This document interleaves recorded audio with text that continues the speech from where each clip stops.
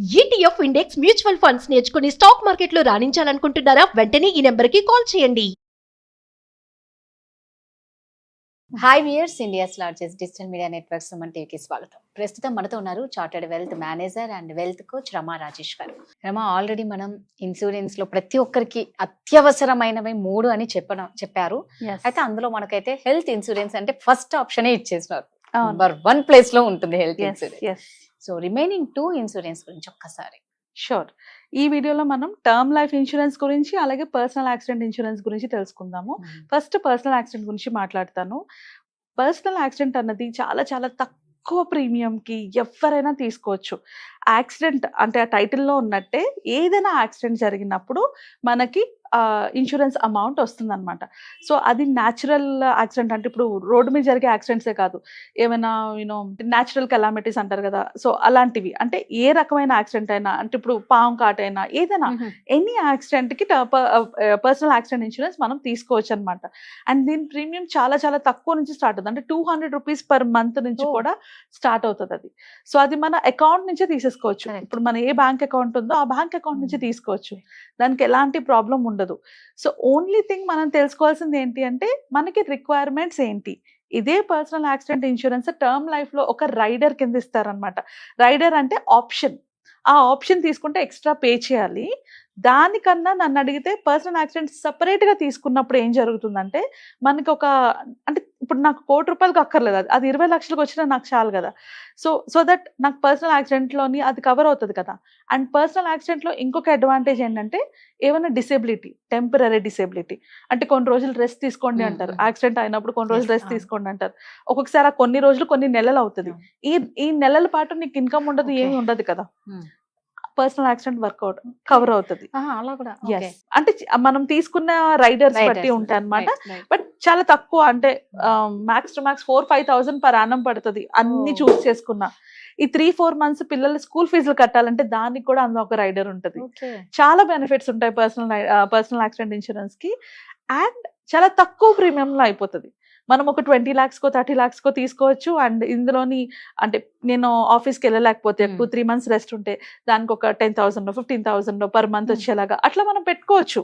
వీటినన్నిటిని ఎన్ని యాడ్ చేసుకున్నా కూడా 4-5,000 అయిపోతుంది అది మంత్లీ కాదు, పర్ యానం అది.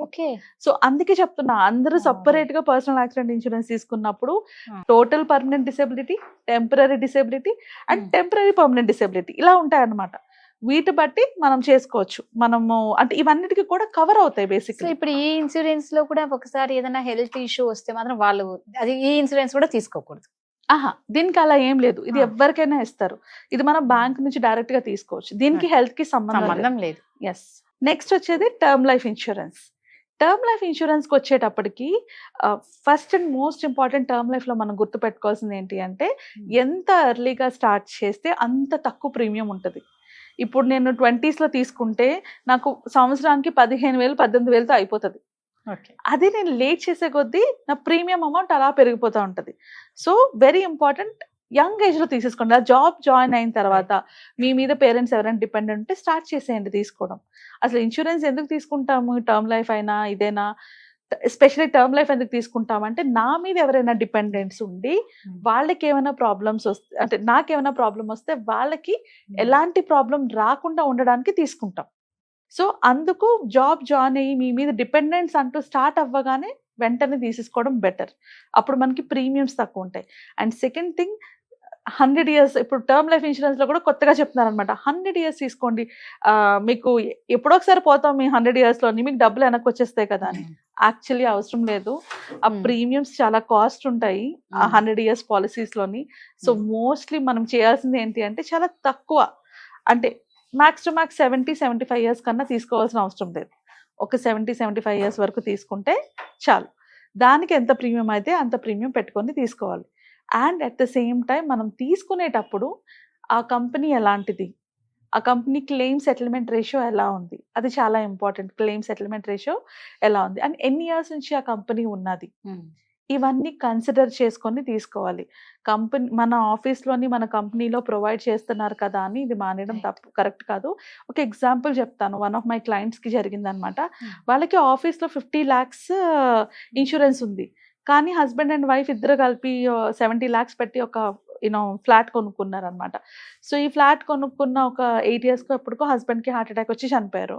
ఇప్పుడు కంపెనీ నుంచి వచ్చిన ఇన్సూరెన్స్ పాలసీ కాస్త వాళ్ళ హోమ్ లోన్ తీర్చుకోవడానికి అయిపోయింది. సో ఇప్పుడు ఆ వైఫ్ సింగిల్ వైఫ్, అంటే సింగిల్, ఒక బాబు, ఆమె They are- హౌస్ అయితే ఉంది, కానీ వాట్ ఈస్ ద పర్పస్? తనకి ప్రతిరోజు జాబ్ కోసం వెతుక్కోవడం, ఇబ్బంది పడడం, she struggling for money. So అందుకే ఇన్సూరెన్స్ తీసుకునే ముందు నాకు ఎంత అవసరం అని క్యాలిక్యులేషన్ అవసరం. కంప్లీట్ గా ఒక క్యాలిక్యులేషన్ చేసుకోండి. సింపుల్ క్యాలిక్యులేటర్ లో చెప్పాలంటే నాకు మంత్ కి ఎంత ఎక్స్పెన్సెస్ అవుతున్నాయి ఇంటూ 12, అంటే 1 year కి ఎంత ఎక్స్పెన్సెస్ అవుతున్నాయి క్యాలిక్యులేట్ చేసి 1 year ఇంటూ 10 years, అంటే 10 times యాన్యువల్ ఎక్స్పెన్సెస్. దాని ప్రకారంగా మనం ఇన్సూరెన్స్ పాలసీ తీసుకుంటే అట్లీస్ట్ 10 years వరకు మన ఫ్యామిలీ మెంబర్స్, 10 కాకపోయినా అంటే ఇన్ఫ్లేషన్ వల్ల 8 years వరకైనా మన ఫ్యామిలీ మెంబర్స్ సర్వైవ్ అవ్వగలరు. ఇలాంటి కేసెస్ చాలా చూస్తుంటాం, మనకు మెసేజ్లు కూడా వస్తుంటాయి చూడండి, ఇద్దరు పేరెంట్స్ ఇది అయిపోయారు, పిల్లల్ని చూడడానికి ఎవరు లేరు అని. ఇలాంటివి అవ్వకుండా ఉండాలి అంటే term life insurance at the early age, చాలా తక్కువ ఏజ్ లోని, ఎక్కువ అక్కర్లేదు. దాంట్లో మనం తీసుకోవాల్సిన కేవలం మోస్ట్ ఇంపార్టెంట్ 2 ఒకటి టర్మ్ లైఫ్ ఇన్సూరెన్స్, ఇంకోటి క్రిటికల్ ఇల్నెస్ రైడర్. ఇవి 2 యాడ్ చేసుకుని తీసుకుంటే చాలు. పర్సనల్ యాక్సిడెంటల్ ఇన్సూరెన్స్ వేరేగా తీసుకుంటే బెటర్. అప్పుడు ప్రీమియం మన మీద ఎక్కువ పడదు. అండ్ సెకండ్ థింగ్, దానికి దీనికి సపరేట్ గా ఉంటది, అంతే. సో అంటే అదే కంపెనీలో ఇస్తున్నారులే అనేది మాత్రం అనుకోకుండా ప్రతి ఒక్కరికి మళ్ళా చెప్పేది ఏంటంటే ఇన్సూరెన్స్ అనేది ప్రతి ఒక్కరికి చాలా నీడ్ కాబట్టి, సో ఈ 3 మాత్రం అత్యవసరమైనవి. Yes. ప్రతి ఒక్కరి ఫ్యామిలీలో ప్రతి ఒక్కరికి ఉండాలి. ఇంకా ఇన్ డీటెయిల్డ్ గా ఇన్సూరెన్స్ గురించి కానీ ఇన్వెస్ట్మెంట్స్ గురించి కానీ తెలుసుకోవాలంటే ఆర్ నాకు ఎలాంటి ఇన్వెస్ట్మెంట్ రైట్, నాకు ఎలాంటి ఇన్సూరెన్స్ రైట్ అన్న డౌట్స్ ఉన్నా కానీ మీరు కమెంట్స్ పెట్టండి. ఒక వెబినార్ చేసుకుందాం. ఆ వెబినార్లో క్లియర్గా మనం ఇంకా ఇన్డెప్త్గా నాకు ఎలాంటి ఇన్సూరెన్స్ కరెక్ట్, నేను ఎలాంటి ఇన్వెస్ట్మెంట్ చేస్తే రైట్ అన్నది తెలుసుకోవచ్చు. ఓకే, మీకు ఒకవేళ ఇంట్రెస్ట్ ఉంటే కనుక కిందున్న నెంబర్కి కాంటాక్ట్ అవ్వండి అండ్ వీ కెన్ ఒక వెబినార్ని అరేంజ్ చేసుకోవచ్చు. అలాగే ఎలాంటి టాపిక్స్, ఇంకా మీకు ఎలాంటి టాపిక్స్ గురించి మాట్లాడాలనుకుంటున్నారో వాటి గురించి కూడా కింద కామెంట్స్ చేస్తే అలాంటి టాపిక్స్ గురించి మాట్లాడదాం. ఇంకా కొన్ని గవర్నమెంట్ స్కీమ్స్ ఉన్నాయి, కాన్సెప్ట్స్ ఉన్నాయి, అవేమైనా కావాలనుకుంటే దయచేసి కామెంట్ చేయండి. మనం దాని గురించి నెక్స్ట్ వీడియోస్లో మాట్లాడుకుందాం. Thank you. Thank you.